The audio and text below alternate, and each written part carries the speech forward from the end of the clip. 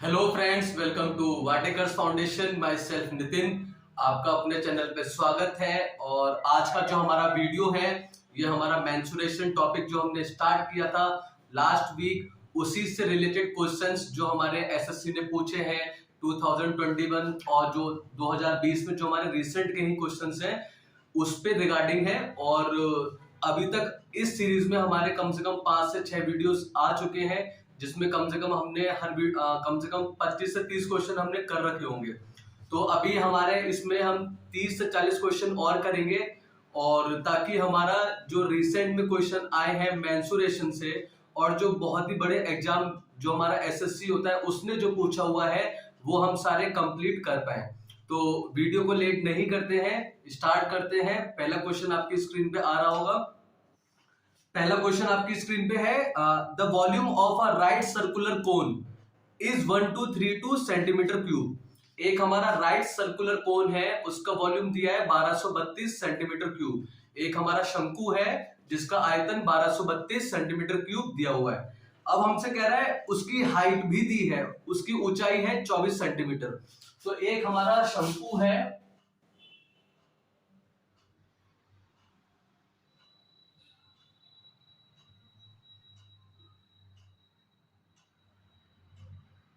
इसकी ऊंचाई है, ये इसकी स्लैंट हाइट है, और यहां से लेके यहां तक ये हमारा रेडियस है। और ये राइट सर्कुलर कोन है, तो यहाँ पे 90 डिग्री का कोण बन रहा होगा। अब हमसे कह रहा है इसका सीएसए निकालें, इसका कर्व सरफेस एरिया निकालें, इसका घुमावदार पृष्ठ क्षेत्रफल निकालें। तो पहली चीज आपको क्या क्या दिया हुआ है, आपको दिया हुआ है वॉल्यूम। तो वॉल्यूम लिखिए यहाँ पे, वॉल्यूम क्या होता है कोन का, 1/3 पाई आर स्क्वायर एच। तो वॉल्यूम आपको दिया है कितना, ये दिया है आपको 1232। ये 1/3 22/7 पाई का मान आर स्क्वायर ऐसे ही रहेगा क्योंकि आर की वैल्यू हमको पता नहीं है। और हाइट आपकी कितनी दी है, 24 सेंटीमीटर। तो आपको आर चाहिए, इसको यहां रखिए, इसके नीचे मानिए 1। जिनको कैलकुलेशन नहीं आती है उनको बता रहा हूं कि कैसे कैलकुलेशन करना है। इसके नीचे मानिए 1, ये तो अपॉन में हमारा है ही, तो 7 यहाँ पे ऐसे एरो लगाइए। 3 गुणा 7 को सामने वाले के साथ मल्टीप्लाई में भेजिए, और जो ऊपर 22 गुणा 24 है इसको सामने वाले के नीचे भेजिए। यहां बचेगा हमारा आर स्क्वायर। ठीक है, तो अब हमको यहां से आर स्क्वायर की वैल्यू निकालनी है। 11 दूनी 22, 11 एकम 11, 11 एकम 11, 11 दूनी 22, 112। और ये हमारा कट जाएगा एक बार और, 56 बार। ठीक है, अब क्या होता है हमारा, 3 अट्ठे 24, 8 सत्ते 56। तो आर स्क्वायर हमारा कितना आ गया, 7 गुणा 7। तो आर हमारा कितना आ जाएगा, वर्गमूल 7 गुणा 7। तो आर हमारा कितना आ गया, 2 का जोड़ा बन गया, एक बार आ जाएगा। आर हमारा आ गया 7 सेंटीमीटर। अब हमसे पूछा है कर्व सरफेस एरिया, सीएसए, घुमावदार पृष्ठ क्षेत्रफल। तो पहले उसका आपको मैं फॉर्मूला बता दूं। सीएसए का फॉर्मूला होता है pi r l. In case of right circular cone, अगर आपके पास एक शंकु है तो उसका घुमावदार पृष्ठ क्षेत्रफल का हमारा फॉर्मूला होता है पाई आर एल, जहां पे हमारा एल क्या होता है, स्लांट हाइट, मतलब तिरछी ऊंचाई। ये होता है हमारी तिरछी ऊंचाई, यहां से यहां। ये हमारी सीधी ऊंचाई होगी, वास्तविक ऊंचाई होगी। तो आपके पास क्या है, आर है, आपके पास एच है 24 सेंटीमीटर। तो एक फॉर्मूला मैंने, अगर आपने वीडियो नहीं देखा है मेरे पास्ट के, तो आप पास्ट के वीडियो देखिए, वहां पे मैंने आपको सारी जो हमारी फिगर है उनसे रिलेटेड फॉर्मूले क्या होते हैं वो मैंने पूरा समझा रखा है, बहुत अच्छे से समझाया हुआ है, मेहनत करके समझाया हुआ है। तो आर एच दिया हुआ है आपको और एल निकालना है, तो इसमें क्या लगा देते हैं, पाइथागोरस थ्योरम। तो पाइथागोरस थ्योरम क्या होता है, अगर एक त्रिभुज है राइट एंगल ट्राइंगल, मैंने इसका ये वाला पार्ट निकाल लिया है, ये मेरा आर है, ये मेरा एच है, ये मेरा एल है। तो पाइथागोरस थ्योरम कहती है, पाइथागोरस जो हमारी प्रमेय होती है वो कहती है, जो हमारा हाइपोटेन्यूस होता है, जो बड़ी साइड होती है उसका स्क्वायर बराबर होता है बाकी दोनों साइड के स्क्वायर के सम के बराबर। तो क्या होता है, एल स्क्वायर बराबर हो जाएगा H square plus R square. तो एल क्या हो जाता है, वर्गमूल H square plus R square. H आपको दिया हुआ है 24 का स्क्वायर, और ये दिया हुआ आपको, ये आपने निकाला है 7 निकल के आया था हमारा तो ये हमारा बन जाएगा 476, 576, 24 का स्क्वायर, और ये हमारा 49, ये आपका आ जाएगा 625। अब कुछ चीजें देखिए आपको ना याद करनी पड़ेगी ताकि हम कैलकुलेशन में ज्यादा समय बर्बाद ना करें। तो वर्गमूल 625 मतलब 625 किसका स्क्वायर होता है? 625 स्क्वायर होता है हमारा 25 का। तो डायरेक्टली हम यहाँ पे निकाल सकते हैं 25। हमारा L कितना आ गया? 25। अभी देखिए अगर आपको याद नहीं है तो आप 625 के फैक्टर कीजिए। जब आप फैक्टर करेंगे तो 5 आपका आएगा कितनी बार? 25 पंजे 125 पंजे 625, तो 5 आपका 4 बार आएगा। दो दो के दो जोड़े बन जाएंगे जिसमें से एक एक जोड़ा मतलब 2 5 बाहर आ जाएंगे, तो 5 गुणा 5 25 हमारा ऐसे आ जाएगा। अब आपके पास आर भी है जो आपने निकाल लिया है, आपके पास एल भी है। Now we have to just simply find the value of CSA. Pi की जगह 22/7, आर आपका कितना आया था? 7, और एल आपका आया है 25। ये कट जाएगा, 25 दूनी 50, 50 और 5 55 सेंटीमीटर स्क्वायर। बहुत अच्छा क्वेश्चन था, ये एसएससी में आया हुआ है और रिसेंट में ही आया हुआ है। देखिए कितना अच्छा क्वेश्चन था। आपको वॉल्यूम दिया था, आपसे सिर्फ क्या पूछा था? सीएसए पूछा था। तो पहले आपको यहां से आर निकाल लेना था, फिर आपको उसके बाद यूजिंग पाइथागोरस थ्योरम जो हमारा फॉर्मूला होता है एक स्लांट हाइट निकालने का, अगर एल नहीं दिया है बाकी 2 दिया है तो निकाल सकते हैं। अगर आर दिया है और एल दिया है तो हम एच निकाल सकते हैं, और अगर एच दिया है एल दिया है तो हम आर निकाल सकते हैं। तो ये 3 फॉर्मूले हैं जो आपस में 3 वेरिएबल हैं। अगर 2 वेरिएबल दिए हैं तो तीसरा हम निकाल सकते हैं with the help of this formula. तो एल आपका 25 आ गया, सीएसए आपका 550, जो कि ऑप्शन नंबर बी क्या है? करेक्ट आंसर है। होप आपको समझ में आया होगा। अब आपकी स्क्रीन पे दूसरा क्वेश्चन आ रहा होगा, उसको पढ़िए।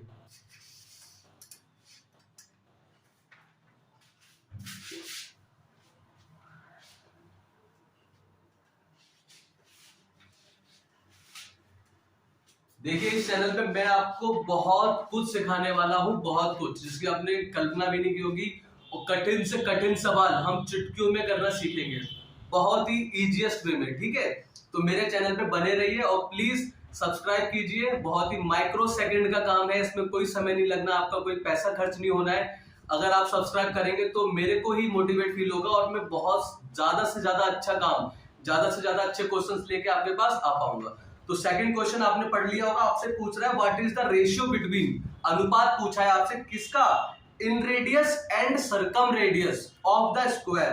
तो पहले आपको पता होना चाहिए कि इन रेडियस का फॉर्मूला क्या होता है और हमारा सर्कम रेडियस का फॉर्मूला क्या होता है इन केस ऑफ स्क्वायर। तो मैं दोनों ही फिगर बना के आपको समझाऊंगा कि इन रेडियस अगर आपको याद नहीं है तो आप एग्जाम में अगर आप वहां जाके भूल भी जाते हैं तो फिगर ड्रॉ करके आप वहां से इसका आंसर निकाल सकें। तो देखिए मैं आपको दोनों ही चीजें समझा रहा हूं।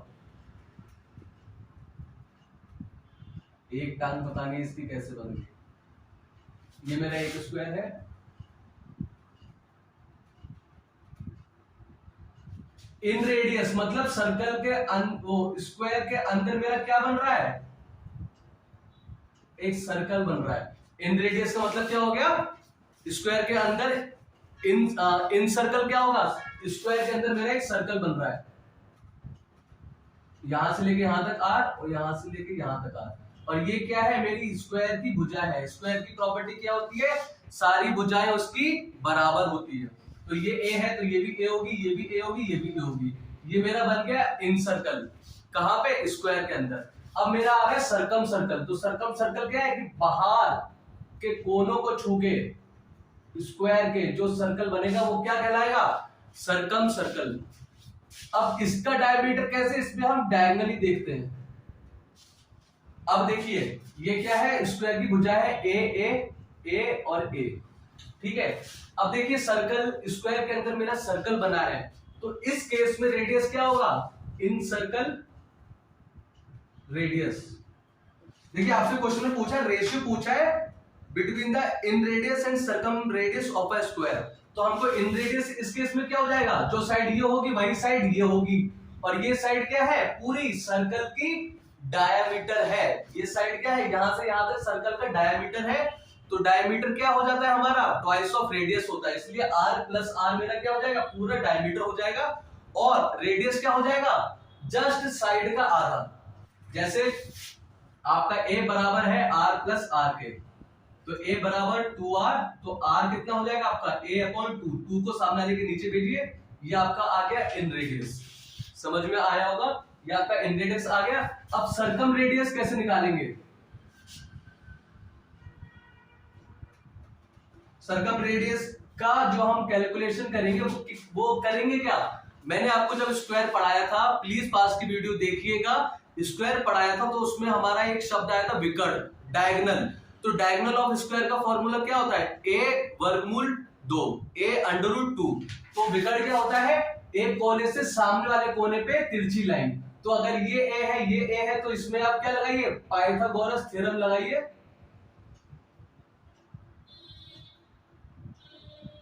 तो ये मेरा निकल के आ जाता है a अंडर रूट 2। कैसे? इस वाली साइड का स्क्वायर और इस वाली साइड का square, a square plus a square बराबर होगा बड़ी वाली साइड का स्क्वायर। तो a square plus a square कितना हो गया? 2a स्क्वायर, जो कि बराबर होगा किसके? इस वाली साइड के स्क्वायर के। अब मुझे वो वाली साइड चाहिए, ना कि उसका स्क्वायर। तो वो वाली साइड जब मैं निकालूंगा तो सामने वाले पे अंडर रूट फेंकूंगा, मतलब अंडर रूट 2a स्क्वायर। तो a हमारा मल्टीप्लाई में 2 बार है, एक बार आ जाएगा, अंदर क्या बचेगा? Under root 2।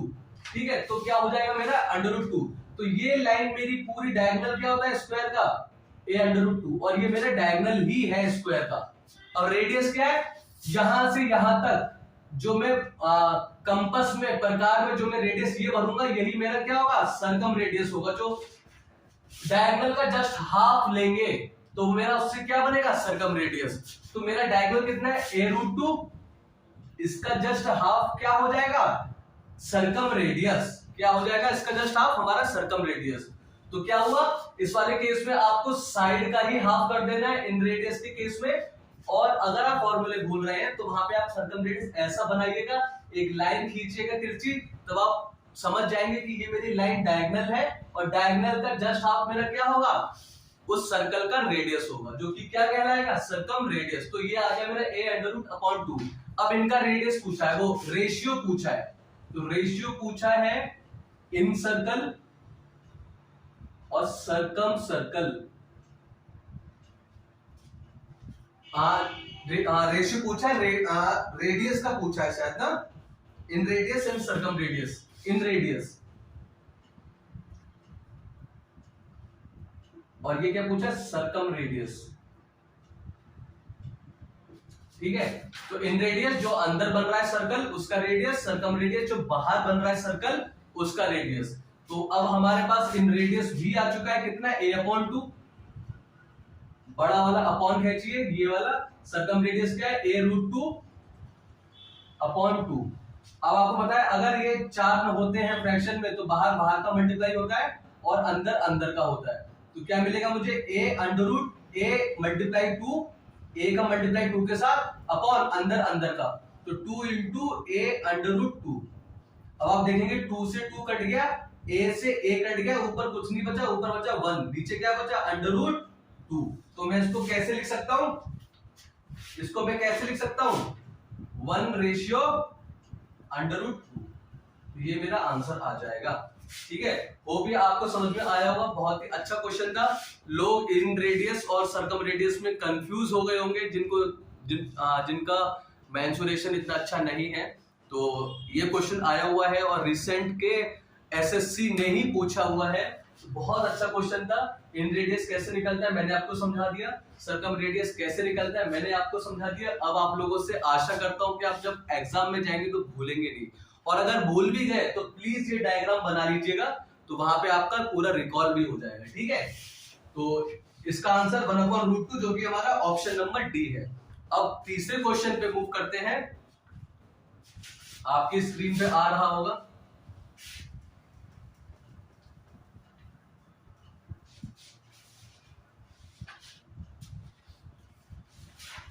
तीसरा क्वेश्चन हमारा कह रहा है the curve surface area of a cylinder is 25,344 centimetre square. लिख लीजिए, सीएसए कितना दिया है?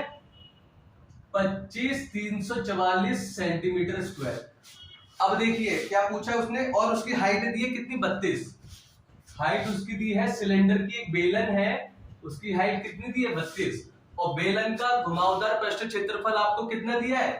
25,344। अब CSA ऑफ सिलेंडर, घुमावदार परिष्कृत क्षेत्रफल का बेलन के केस में फॉर्मूला आपको पता होगा, 2 पाई RH होता है। 2 पाई हमारा कांस्टेंट वैल्यू है, H हमको दिया हुआ है, तो वहां से हम पहले R निकालेंगे।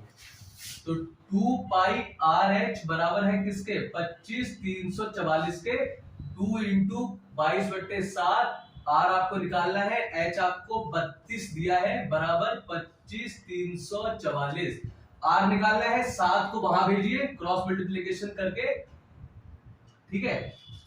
तो हमारा R क्या हो जाएगा, 25,344 गुणा 7 अपॉन 2 गुणा 22 गुणा 32, ठीक है। अब इसको कैलकुलेट कीजिए, ये हमारा कटेगा किससे, 22 33, 11 से, 11 दूनी 22, 11 दूनी 22, 11 के 33, नहीं जाएगा 0, 11 चौके 44, ठीक है। अब 20 27, अब ये 2 दूनी 4, मैं 4 से इकट्ठा काट रहा हूं, 4 पंजे 20, 3 बचा और 0, 4 सत्ते 28, 2 बचा और 4, 4 6 24। अब इसको काटिए, ये हमारा 4 से कट जाएगा, 4 8 32, 4 एकम 4, 4 चौके 16, 4 चौके 16, अब 8 एकम 8 और 8 8 64। तो क्या बचा, 17 गुणा वो 18 गुणा 7। तो R मेरा कितना आ गया, 196 सेंटीमीटर, 56 5 126, ठीक है। R मेरा कितना आ गया, 126 सेंटीमीटर। अब हमसे कह रहा है find the volume of the cylinder. एक सिलेंडर का वॉल्यूम बताइए, whose capacity is pi upon 392 times. एक सिलेंडर का हमको वॉल्यूम निकालना है, सिलेंडर का जिसका कैपेसिटी क्या है, पाई बट्टे 392 गुना, पाई बट्टे 392 गुना। अगर अधिक होता, मोर यहाँ पे वर्ड होता, तो क्या लगाते हैं हम, प्लस लगाते हैं। कह रहा है इतना टाइम्स है, तो जब भी गुने की बात आती है तो हम गुणा करते हैं। इतना गुना है किसके, कैपेसिटी ऑफ सिलेंडर गिवन, जो ये सिलेंडर दिया हुआ है उसके। ये हमारा कोई दूसरा सिलेंडर है, ये हमारा कोई दूसरा सिलेंडर है। अब कह रहा है इस सिलेंडर का आयतन निकालिए, और इसका आयतन क्या है, कैसे निकलेगा, जो हमारा ये वाला सिलेंडर दिया हुआ है उसका इस वाले सिलेंडर का कितना है, पाई बट्टे 392। तो पहले हम क्या करेंगे, इस वॉल्यूम ऑफ फर्स्ट, इस वाले सिलेंडर का हम वॉल्यूम निकालेंगे। तो वॉल्यूम क्या है, पाई R²H होता है सिलेंडर के केस में, तो पाई की जगह 22/7, R की जगह कितना है इस वाले का 126 गुणा 126, और H कितना दिया था 32। अब इसका कितना करना है हमें, पाई बट्टे 392। तो पाई की जगह रखिए 22/7, 392 नीचे है, ये नीचे रहेगा, और ये उठा के यहां पे रख दीजिए, 22/7 गुणा 126 गुणा 126 गुणा 32।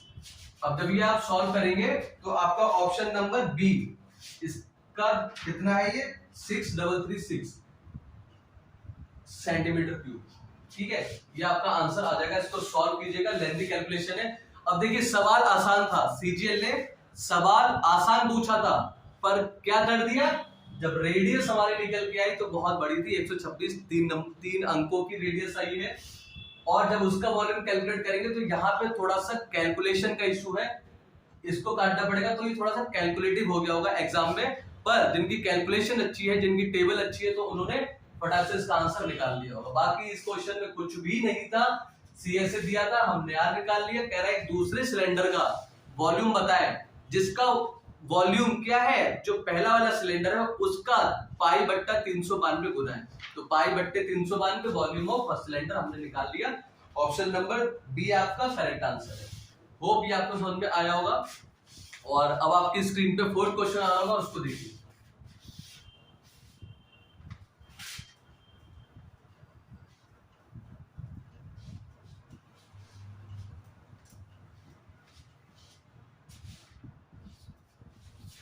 फोर्थ क्वेश्चन बहुत ही अच्छा क्वेश्चन है, यहाँ पे लोग हिल चुके होंगे जिनको हेक्सागन नहीं पता होगा।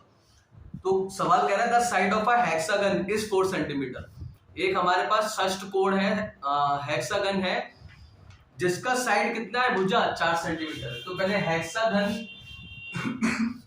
हेक्सागन समझिए, हेक्सागन होता क्या है। हेक्सागन होता है the figure in which the number of sides are 6, वह फिगर जिसमें नंबर ऑफ साइड कितनी होती है, 6 होती है।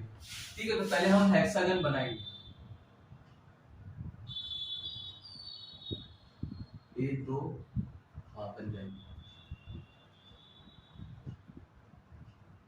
तो ये मेरा क्या है, हेक्सागन। साइड के लिए 1 2 3 4 5 6। और हेक्सागन की एक खूबसूरती होती है कि उसके अंदर 6 इक्विलैटरल ट्रायंगल बनते हैं। कितने बनते हैं, 6 इक्विलैटरल ट्रायंगल। अब आप पूछेंगे इक्विलैटरल ट्रायंगल क्या होता है, तो इक्विलैटरल ट्रायंगल हमारा वो होता है जिसमें सारी भुजाएं बराबर होती है, उसको हम क्या बोलते हैं, इक्विलैटरल ट्रायंगल। तो हेक्सागन के अंदर हमको 6 इक्विलैटरल ट्रायंगल देखने को मिलते हैं। एक चीज और बता दूं, area of one equilateral triangle क्या होता है, एक इक्विलैटरल ट्रायंगल का एरिया क्या होता है, जिसकी भुजा तीनों बराबर होती है, ये भी बराबर ये भी बराबर, तो उसका एरिया क्या होता है, √3/4 और साइड का स्क्वायर। और यहां पे मैंने अभी आपको बताया कितने इक्विलैटरल ट्रायंगल मिलते हैं हमको, बनते 6। अभी आप ज्वाइन कीजिए इसको, यहां से यहां तक, यहां से यहां तक, फिर इसको यहां से यहां तक, इसको यहां से यहां तक, इसको भी सेंटर तक, इसको भी सेंटर तक। 1 2 3 4 5 6। तो एक हेक्सागन के अंदर आपको 6 इक्विलैटरल ट्रायंगल देखने को मिलेंगे। और हेक्सागन की साइड क्या है, ये है, और दी कितनी है हमको, 4 सेंटीमीटर। तो ये भी 4 होगी, ये भी 4 होगी, ये भी 4 होगी, ये भी 4 होगी, ये भी 4 होगी, ये भी 4 होगी। ठीक है, अब जब ये इक्विलैटरल ट्रायंगल बन रहे हैं तो भैया ये भी हमारी आपस में बराबर होगी। तो हमसे पूछ रहा है the side of a square is 4√2 centimetre. एक हमको वहीं पे साइड दिया है स्क्वायर का, जो कि कितना है, 4√2 सेंटीमीटर। अब हमसे पूछा find the ratio of their areas, हमसे पूछा find the ratio of their areas. तो पहले क्या है, रेशियो पूछा है, रेशियो ऑफ एरियाज। तो area of hexagon upon area of square. तो हेक्सागन का एरिया क्या होता है, जब एक इक्विलैटरल का क्षेत्रफल √3/4a² है, तो 6 इक्विलैटरल जो ट्रायंगल बनेंगे उनका एरिया कितना होगा, सिंपल 6 से मल्टीप्लाई कर दीजिए, क्योंकि 6 इक्विलैटरल ट्रायंगल मिलते हैं। तो 6 × √3/4a²। तो 6 × √3/4a²। रेशियो पूछा है, अपॉन एरिया ऑफ स्क्वायर क्या होता है, साइड का स्क्वायर, भुजा का स्क्वायर, जो साइड है सिंपल उसका स्क्वायर। तो साइड कितनी है, 4√2 इसका पूरा स्क्वायर। तो क्या हो जाएगा, ये 6 ब्रैकेट खोलिए इंटू, और देखिए जो हमारा हेक्सागन की साइड है वो क्या दी हुई है, 4 दी है। ठीक है, तो एक ही जगह पे मेरा क्या आ जाएगा, 4 आ जाएगा। अब इसको ओपन कीजिए, √3/4 इंटू 4 इंटू 4 अपॉन 4 का स्क्वायर, 2 बार लिखिए इसको, इंटू √2। एक 4 से एक 4 कट गया। अब देखिए ऊपर बचा क्या, पहले यहाँ पे लिख लो साफ साफ, √3 इंटू 4 इंटू 4 इंटू √2 मेरा 2 हो जाएगा। अब देखिए एक 4 से मेरा ये 4 कट गया, 2 से मेरा ये कट गया 3 बार।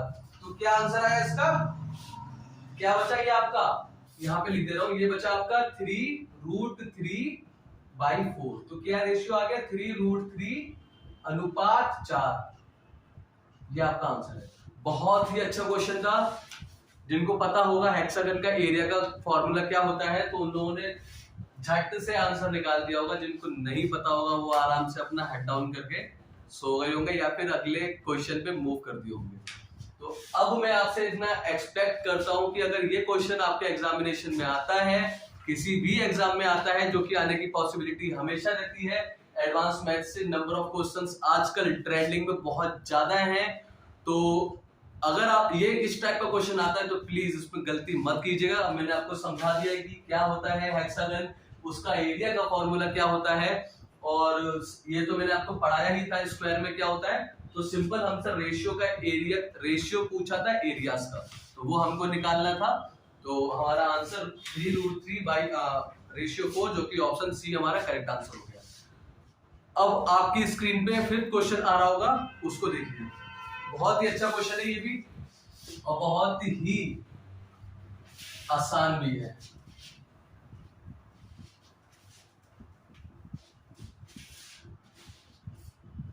और अगर आपने मेरे चैनल को अभी तक सब्सक्राइब नहीं किया है तो प्लीज भाइयों सब्सक्राइब करो, प्लीज बहनों सब्सक्राइब करो, ताकि एक सब्सक्राइब से मेरे अंदर मोटिवेशन आ पाए और मैं आपके लिए अच्छे से अच्छे क्वेश्चंस मेहनत करके अच्छे से अच्छे क्वेश्चंस, ट्रेंडिंग वाले क्वेश्चंस आपको करा पाऊं, और मोस्ट इंपॉर्टेंट क्वेश्चंस भी मैं आपको करा पाऊं, ताकि आप एग्जाम में जाए तो आप मैथ्स में बहुत ज्यादा अच्छा स्कोर करें।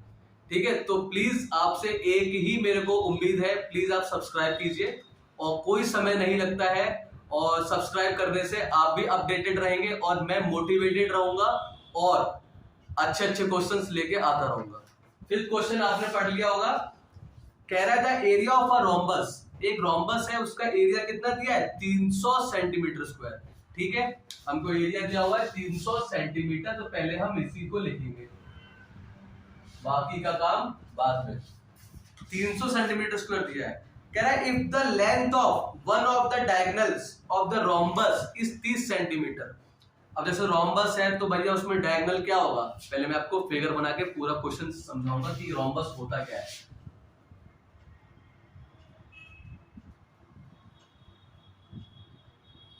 ये लाइन इसके पैरेलल होगी, मैं पैरेलल का बता रहा हूं, इक्वल का नहीं बता रहा हूं। ये लाइन इसके पैरेलल होगी, देखो मैं इसको ऐसा तीर बनाऊं, इसके पैरेलल होगी, और ये लाइन मेरी इस वाले के पैरेलल होगी। मतलब parallel lines are those lines which never intersect और व्हिच नेवर मीट। वो लाइन है जो सीधी चलती चली जाएगी पर कभी आपस में मिलेंगी नहीं, ना काटेंगी। तो पैरेलल लाइन ये वाली इसके पैरेलल होगी, ये वाली इसके पैरेलल होगी। और रोम्बस में क्या होता है, सभी साइडें बराबर होती है। अब आप बोलोगे सर स्क्वायर भी तो हमारा वही होता है, ठीक है, तो स्क्वायर भी हमारा वही होता है, और rhombus is just a square only. ठीक है, तो ये हमारा टिल्टेड फॉर्म में है, थोड़ा सा टिल्टेड फॉर्म में, ये मेरा इसके पैरेलल होगा, ये मेरा इसके पैरेलल होगा, और ये मेरा होगा इसका एक डायगोनल, और ये मेरा होगा इसका एक डायगोनल। ये वाला डायगोनल का मैं नाम दे दे रहा हूं D1, ये वाले डायगोनल का मैं नाम दे दे रहा हूं D2। तो रोम्बस ये होता है, मैंने आपको बता दिया, सारी इसकी साइड इक्वल होती है।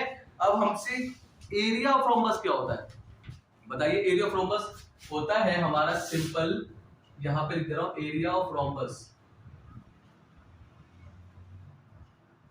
1/2 into D1 into D2। Simple 1/2 कीजिए और क्या कीजिए, दोनों डायगोनल की आपस में मल्टीप्लाई। ठीक है, दोनों डायगोनल की आपस में मल्टीप्लाई, ये 90 डिग्री 90 डिग्री 90 डिग्री 90 डिग्री। अभी इसको देखोगे ऐसे तो ये मेरा क्या बनेगा, एक राइट एंगल ट्राइंगल बनेगा। और राइट एंगल ट्राइंगल का एरिया क्या होता है हमारा, क्या होता है, पर ये हमारा D1/2 D1/2। Right angle triangle का हमारा एरिया क्या होता है, हाफ बेस इनटू हाइट। ठीक है, तो ये हमारा रोम्बस है, रोम्बस का एरिया का फॉर्मूला क्या होता है हमारा, सिंपल हाफ इनटू दोनों डायगोनल्स का मल्टीप्लाई। ठीक है, अब देखिए एक चीज, D1 एक डायगोनल आपको दिया कितना है 30 सेंटीमीटर है, और एक डायगोनल हमसे पूछा है, जो दूसरा डायगोनल है भैया आपसे पूछा है, दो ही डायगोनल होते हैं, और ये हमको दिया है 300। बताइए इससे आसान क्वेश्चन क्या होगा, इसको दो को भेजिए सामने, तो 300 गुणा 2 बराबर कितना आ जाएगा 30 गुणा D2। अब D2 निकालना है, इसको यहीं पे रखिए, 30 को सामने लेके नीचे भेजिए, 300 गुणा 2/30 बराबर D2। 1 0 से 1 0, ये मेरा 10 बार कट जाएगा, 10 गुणा 2 20। तो आपका सेकंड डायगोनल की लेंथ आ चुकी है 20 सेंटीमीटर। बताइए ये क्वेश्चन एसएससी पूछ रहा है, तो वो पूछ रहा है तो जिसको सारे फॉर्मूले याद होंगे उसके लिए मेंसुरेशन कुछ भी नहीं है, और जिसने प्रैक्टिस करी होगी। तो मेन चीज है आपको फॉर्मूलेज याद होना, जितनी भी हमारी फिगर्स हैं, चाहे पैरेललोग्राम हो गया, रोम्बस हो गया, ट्रेपेजियम हो गया, क्वाड्रिलेटरल्स हो गए हमारे, और जितने भी हमारे फिगर हैं 2D 3D, उन सब के पहले तो आप फॉर्मूले रटना स्टार्ट कीजिए, क्योंकि ये वाली जो मेरी सीरीज है मैथ्स में जो 2020 और 2021 में जो हमारे क्वेश्चंस आए हैं, जो हमारे एसएससी ने पूछे हुए हैं, ये आपके लिए तभी ज्यादा हेल्पफुल होगी तब जब आपने मेरे पास्ट वाले वीडियोस देखे होंगे फॉर्मूले के, और वहां पे अगर कुछ फिगर मिस भी हुआ है क्योंकि एक दो फिगर मैंने कराई नहीं है, जैसे हमारा क्यूब हो गया, क्यूबॉइड हो गया, क्योंकि क्यूबॉइड के अभी मैं क्वेश्चंस नहीं लेके आ रहा हूँ। जब क्यूबॉइड के क्वेश्चंस लेके आऊंगा तो पहले मैं क्यूबॉइड का सारे फॉर्मूले समझाऊंगा, उसके बाद तो वो भी आसान है। तो तब तक आप फॉर्मूले याद कर लीजिए, ताकि जो ये हमारी सीरीज चल रही है 70 से 80 क्वेश्चन की, यकीन मानिए बहुत ज्यादा हेल्प होने वाली है आपकी एग्जाम में जब आप जाएंगे तो। और अगर आपको मैथ्स कुछ भी नहीं आता है तो, मैथ्स में अगर आप गरीब है तो, ठीक है, बहुत सारे बच्चे गरीब होते हैं मैथ्स में, मेरा भी बहुत सारे पोर्शन ऐसे हैं जो मेरा गरीब ही कहलाऊंगा, जो मेरे को नहीं समझ में आते हैं, कुछ सब्जेक्ट मेरे भी ऐसे हैं। तो अगर आप मैथ्स में बहुत ज्यादा कमजोर हैं तो प्लीज मेरे चैनल पे अपडेटेड रहिए, सब्सक्राइब कीजिए, ताकि हर एक वीडियो से आप बहुत कुछ सीख पाए और मैं आपके लिए अच्छे से अच्छा कंटेंट लेके आ पाऊं। तो अब मिलते हैं नेक्स्ट वीडियो में, और प्लीज सब्सक्राइब करके जाइएगा। Thank you.